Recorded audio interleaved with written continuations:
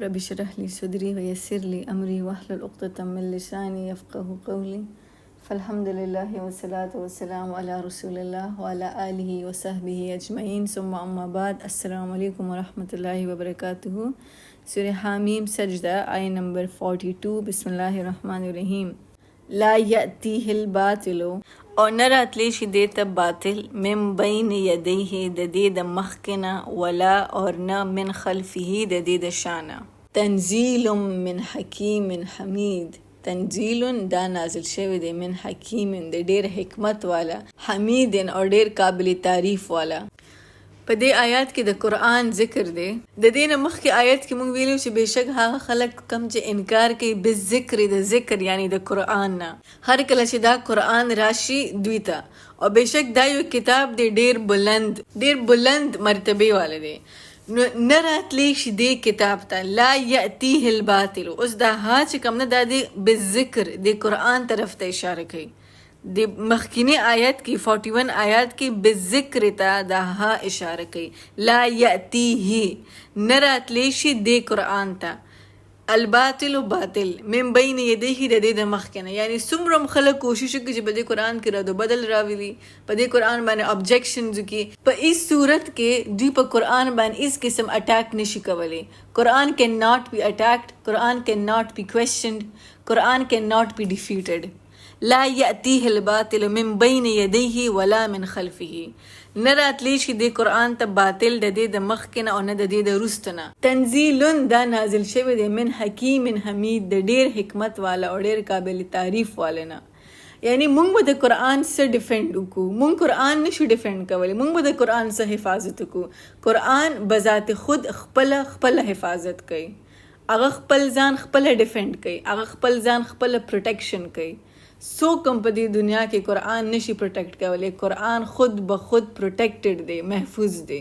تنزیل من حکیم حمید نازل شوی دی دا د ډیر حکمت والا او ډیر قابل تعریف والا نه. په دې آیات کې یو ډیر لوی میسیج هم دی چې اف ا پرسن کې یو کس د قرآن سره خپل تعلق مضبوط ساتي او د قرآن احکام مطابق هغه اوسیږي، دا هغه یو واکینګ قرآني، هغه ورځ لیکچر کې ما تاسو ته ویلي چې هغه یو واکینګ قرآني، هغه ګرځي را ګرځي، هغه په خپله سوی نه، د هغه اعمال، د هغه پریکټیکل سټیپس، هغه خبرې، هغه هر څه قرآن وایي. هی از ا پریکټیکل قرآن ګرځي مخامخ، هغه زندگی د هغه لایف داسې په قرآن باندې. نو قرآن بذات خود ډیر عزت والا دی، اٹ هاز عزت آلریډي، او دې سره سره ډیر بلند مرتبه والا هم دی. نو دا کس کم چې خپل زندگی د قرآن د احکامو مطابق کی دی ډیر زیات عزت والا شي، په دنیا کې په آخرت کې، د دنیا والو په نظر کې او په آخرت کې د ډیر زیات عزت والا شي او ډیر بلند مرتبه والا شي. بیکاز قرآن هغه خپل ساتي داسې یوازې تنها نه پریږدي، عزت او د بلند او د مرتبه بغیر نه پریږدي، ډیر اوچت الیویشنز ولا ورکوي، په دنیا کې په آخرت کې. د دنیا او د آخرت عزت وقار اور یو ریسپیکٹ یو آنر ولا ورکوي، او په آخرت کې د هغوی هغه څه عزت جوړي، او د دنیا د بېعزتۍ نه او د دنیا د انسلټس نه هم ساتي، او د آخرت کې د هر قسم بېعزتۍ نه ساتي. بیکاز قرآن بذات خود یو بلند مرتبه والا دی، نو دا انسان هم ځان سره بلند مرتبه ته ورسوي. سبحان الله. دا یو سټرانګ ریمایندر دی په دې آیت کې چې مونږ له پکار دي چې مونږ خپل زندگی عمل از د کی دغه مونږ په قرآن باندې ښه پوره پوهیږو، ترجمه راځي، تفسیر راځي، لیکچرز ورکول شي، سپیچز ورکولی شو، بٹ ایسنس آف قرآن هغه په څه کې دی؟ هغه په عمل کې دی. الله دې زمونږ زندگی د قرآن د احکامو مطابق کې په قرآن باندې عمل کولو توفیق راکړي. سے آمین. اوکے لیٹس موو. ما اور نه یقالو ویلی کیږي لکا تا ته الا مگر ما هغه څه قد چې تحقیق سره قیله ویلی شوي وو للرسل رسولانو ته من قبل کستانه مخکې صلی الله علیه وسلم. کاف د نبی علیه السلام طرف ته اشاره ده چې تاسو څه نوې خبره نه ده شوې په وحي کې، ستاسو چې کوم میسیج دی دغه سیم خبرې ستانه مخکې رسولانو ته هم شوي دي. ما اور نه یقالو ویلی کیږي لکه تا ته الا مگر ما هغه څه قد تحقیق قیله چې ویلی شوي دي للرسل رسولانو ته من قبل کستانه مخکې انا بېشک ربک ستا رب لذو مغفرة ډیر بخشش والا دی، وذو عقاب علیم और इंतहाई दर्दनाक अजाब वाला उम्दे। वजू मीन्स इंतहाई सख्त इक़ाब, अजाब तवई, सजा तवई, मार तवई या आग सजा तवई چې کله د جرم اقرار وشي ارتکاب جرم نه پس یو کس ته کله سزا ملاویږي نو هغې ته هم عقاب ویلی کیږي. اور علیم دردناک کانسټنټ پینفل پنشمنٹ سخت ترین. نو که یو کس ګناه وکړي د ګناه نه پس هغه بخشش وغواړي معافي وغواړي نو الله تعالی لذو مغفرت بخشش والا دی. اور کنه هغه په خپل ګناه باندې ولاړي او د خپل ځان اصلاح نه کوي so then Allah says وذو عقاب علیم زه ډېر سخت پکړ والا یم او یو ځل چې د الله پکړ راشي بیا د هغه کس ختم. وذو عقاب علیم. ولو اور اگر جعلناه مونږ جوړ کو دا یعنی مونږ جوړ کو دا قرآنن عجمین قرآن عجمین په عجمی زبان کې یعنی غیر عربی زبان کې که موږ دا په بل ژبه کې نازل کړی وی لقالو البته دوی به وی لولا فصلت آیاته ولې په کلاو ښه طریقې سره لولا ولې نه فصلت کول کر بیان په آزاد په ښه طریقه باندې بیان شوي ولې نه دي آیاته دا آیتونه.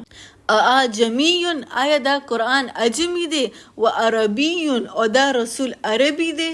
نو رسول عربی دی او قرآن په عجمی بلد ژبه کې رالو د دې څه کمبینیشن د دې به بیا دا جوابو دوی به بیا په قرآن باندې دا جواب ورکو بیکاز یو کس پکې دا ویلیو چې دا قرآن په عربی کې ولې نازل شو دا په بله ژبه کې ولې نو نازل شوی why is this Quran in Arabic. نو الله تعالی ولا دا غي جواب ورکړي که ما په بله ژبه کې نازل کړی مو نو تاسو به بیا وایئ چې مونږ خو په دې باندې نه پوهیږو دا خو د دې په معنی باندې مونږ نه پوهیږو دا خو زمونږ ژبه نه ده. دا د چا خبره کېږي د فرست آډینس آف د قرآن چې اولنی ځل کومو خلکو اورېدلی و یعنی مشرکین مکه د هغوی سره بیا دا جوابونه قل یا رسول الله دوی ته ووایه هو دا للذین د هغه خلکو دپاره دی آمنو چې ایمان راوړی که هغه عربي دی که هغه عجمي دی که هغه د بل طبقې کس دی بله ژبه وی خو که د ایمان والا کس وي نو دا قرآن د هغه دپاره دی هدن داغه دپاره یو باعث هدایت دی و شفاء او د شفا د هیلینګ دی داغه شفا به هم دې سره کېږي د قرآن سره داغه دپاره د هدایت ذریعه هم ده او د شفا ذریعه هم ده. د دې نه موږ ته پته لګي دا دوه لفظونه چې یو ځای راغلي هدن و شفاء هدایت دی او شفا ده. د قرآن نه شفا صرف په عربي کې هی ملاوي دی شي که یو کس ته قرآن نه شفا غواړي نو هغه صرف او صرف د دې په لینګویج کې د دې په عربیک لینګویج کې هی انسان ته هغه شفا ملاوي دی شي. اټ کین بی انیثینګ ډپریشن دی خفګان دی سیډنس دی جیلسی ده انگزایټي ده یو نو د چا دپاره په زړه کې هیټرډ دی د شیطان وسوسې دي رکیا مونږ په چا باندې رکیا کوو یو بیمار کس باندې چې رکیا کیږي د سورې بقره آیات پې ویلې کېږي د قرآن نه ډفرنټ مختلف آیتونه راوچت شوي دي د هغې سره رکیا کېږي. رکیا انسان په خپل ځان باندې هم کولی شي یو بیمار کس چې کوم ځان دپاره سبق نشي ویلی او هغه بېهوشه دی یا هاسپټلایزډ دی نو د هغه دپاره هم رکیا ویلې کېږي. نو دا رکیا شوه وسوسې نه پناه غوښتل د شیطان نه هغه هم په قرآن کې هغه دغه دي دعاګانې رب اعوذ بک من همزات الشیاطین و اعوذ بک رب ان یحضرون د سیډنس او د انگزایټي نه پناه غوښتل د ډپریشن نه پناه غوښتل هغه هم په قرآن کې دي. نو د شفا چې کوم هغه اصل سورس دی نو هغه عربیک دی د قرآن دا لینګویج داسې ده د دې فریکوینسي دا چې د الفاظ مونږ ووایو تنزیل من حکیم حمید دا داسې الفاظ دي چې دا زمونږ په ذهن کې هغه ځای باندې اثر کوي چې کوم زمونږ له شفا راکوي زمونږ د زړه هغه حصه باندې دا الفاظ لګي هغه ایگزیکټ فریکوینسي یو نو دا الفاظ چې مونږ وایو نو دا زمونږ په زړه او په ذهن کې په هغه غذې اثر کوي چې کوم مونږ دپاره باعث سکون جوړیږي هغه سکون تا ته په بله ژبه کې نشي ملاوي دی. که ته یو کانسلر له لاړ شې که ته یا یو عام کس یا چا سره کښېنې هغه تا له ډېر زیات تبه تسلي وکړي تا په پښتو کې پوهېږي تا په انګلیش کې پوهېږي چې ګوره دا چل دی هغه چل دی ډونټ اوور تھنک اینډ ټیک ا ډیپ بریتھ څه نشته اینډ ایوریثینګ د هغه خبرې هغه لینګویج چې د هغه که څومره زبردست طریقې سره تا کانسل کی، خو قرآن د عربک لینګویج په شان تا هیڅوک هم نشي کانسل کولی. د قرآن دا لینګویج، د قرآن دا الفاظ هی داسې دي چې په دې کې بذات خود یو شفا ده. که هغه ته خپله وې، که هغه ته د بل نه اورې، که هغه ته د فون نه اورې، خو دې الفاظو کې په دې لینګویج کې شفا ده. This is هدم و شفاون. د دې یو لفظ هغه باعث شفا دی. It will counsel you. او د الله نه بیسٹ کاؤنسلر نشته. اور دا د الله کلام دی، دا د الله خبرې دی. So it gives you that divine peace. تعالی هغه divine سکون او divine peace تعالی درکي. نو هدم و شفاون. او په دې کې هدایت دی.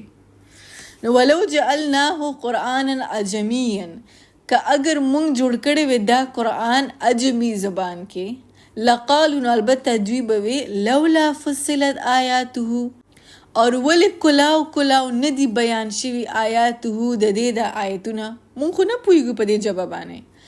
عجمیون آیا دا کتاب عجمی دی، و عربیون او دا رسول دا خو عربی دی، نو مونږ خو په دې باندې نه پوهیږو. قل یا رسول الله دوی ته ووایه، هو دا قرآن للذین د هغه خلکو د پاره دی آمنو کم چې ایمان والے دي، هدن د هغوی د پاره به د هدایت ذریعه می، و شفاون او د شفا ذریعه به ای، والذین او هغه خلک لا یؤمنون چې نه راوړي ایمان فی آذانهم د دوی په غوږونو کې وقرون یو بریر دی، یو پرده ده، یو ډاټ دی. وهو اور اغوی علیہم د دې قرآن په حق کې امن بالکل ړانده دي. وهو اور اغوی علیہم د دې په حق، یعنی د قرآن په حق کې امن بالکل ړانده دي. اولئک دا خلق ینادونا گویا چې आवाज کیږي دوی ته من مکان بعید د ډیر لرې ځایه. دې خلکو ته چې ته کله دعوه کې، کله ته دوی ته قرآن سناوي، نو دا داسې ده لکه چې دوی ډیر زیات لرې ودرېدلي دي او ته ورته خبرې کې دوی ته هغه آواز نه ځي. یو کس چې ډېر زیات لرې ولاړ، موږ ورته څه آواز کوو، نو هغه څه وایي I can't hear you properly، ستا آواز سم نه راځي. نو دا هم داسې ده چې ته دوی ته خبره کې د قرآن د دوی په غوږونو کې یو بریر دی، هغه سره د دوی زړه ته ځي نه. د دې دویم مطلب دا دی چې من مکان بعید، چې دوی ډېر زیات په خپل ګمراهۍ کې لرې تللي دي. د دوی صرف یو شوق دی د قرآن سره ریلیټډ، او هغه څه دی چې په دې قرآن په کومه طریقه سره ابجیکشن وکړو، په دې کې کومه طریقه سره غلطي روباسو. نو من مکان بعید، دوی ډېر زیات لرې تللي دي. سو والذین لا یؤمنون فی آذانهم، اور هغه خلک هم چې ایمان نه راوړي د دوی په غوږونو کې وقرن یو ډاټ، یو بریر دی. وهو اور هغوی علیهم د دې قرآن په حق کې امن ړانده دي، څه نشي لیدی، څه نشي کتی. اولئک او دا خلک دي ینادون چې ته آواز کې دوی ته من مکان بعید، یو ډیر لرې ځای نه، یا دوی په خپل ګمراهۍ کې ډیر لرې تللي دي.